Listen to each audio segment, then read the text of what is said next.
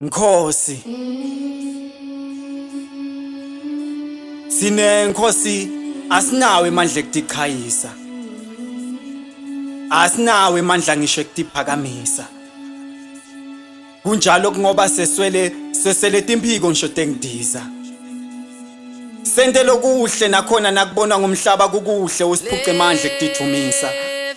Ngoba lo dumo thina singenalo lonke lingolwakho, kanjalo ngelwakho lithando bese uyasiphakamisa. Side sindizele eTulu sikanye simajuba kulesibhakabhaka sibe nikhanyeti kulobusuku ngoba kuyasihlupha. Nkosi kuyahlupha kuzulazula kulomhlabathi solo siphile emagameni lathi siyeta sakethu sikhathi siphi lesitasikhanza thina singakhathali.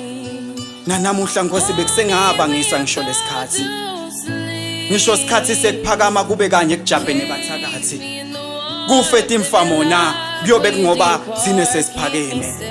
Ayi bakithi asethembe sesiphakeme, qhubeka Nkosi usiphakamise, siphakamise ulizwe umlangeni.